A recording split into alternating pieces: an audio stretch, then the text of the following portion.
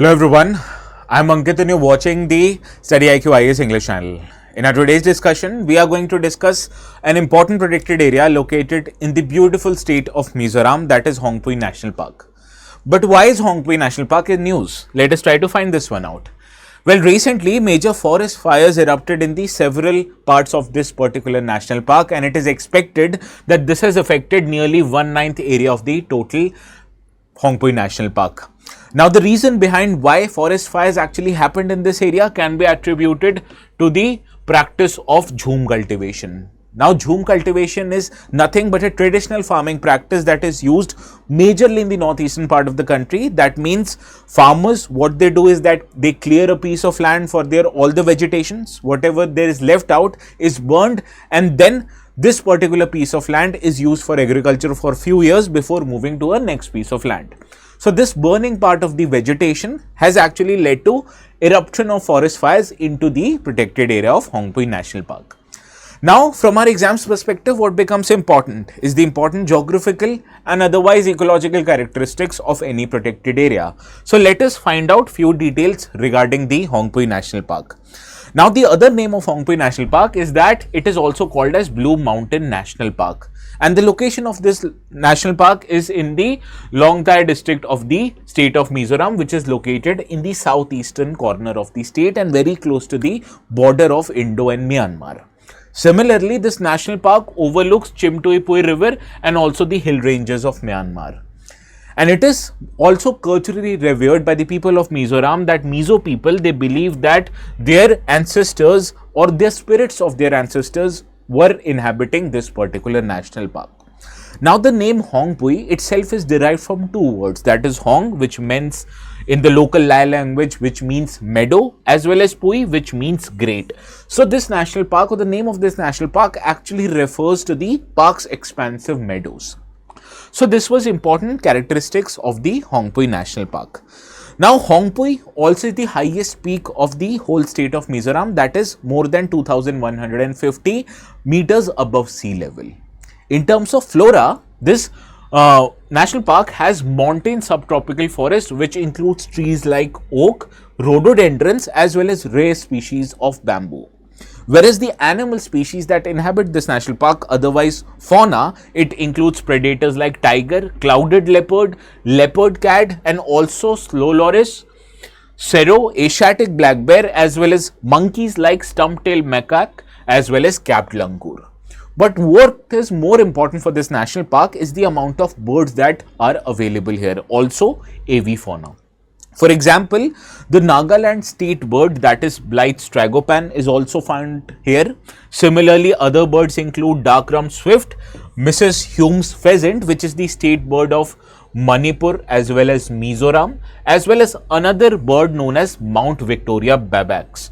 Now, why is Mount Victoria babax so important for this park? Because it is the only place in India where these birds are available in addition to Myanmar.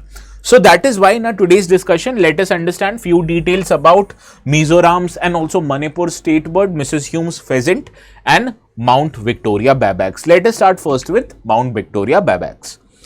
Now, this is Mount Victoria babax, and when any important bird or any important species for that matter is in news, you have to find out and realize and remember three important aspects of that species, that is habits, habitats, as well as protection status. So for both of these birds, let us find out or discuss these three aspects of these birds. Let us start with the habits of Mount Victoria babax.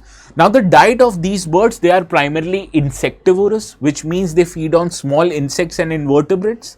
Their behavior is that they are known for its elusive nature, and also their voices, that is persistent, inflicting bubbling whistles, are famous and can be attributed to this bird itself.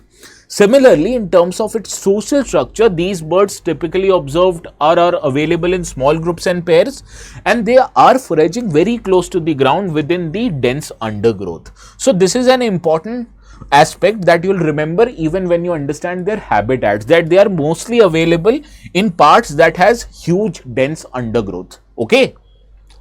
Now discuss the habitats or the known habitats of this bird. Now the geographical range of these birds that I already told you, in India they are restricted only to the Lushai hills of Mizoram, particularly in the Phawngpui National Park. Whereas in Myanmar they are also available. They are found in Chin Hills, especially around the Natma town, which is also known as Mount Victoria. So this is where the name of this bird, Mount Victoria babax, comes in.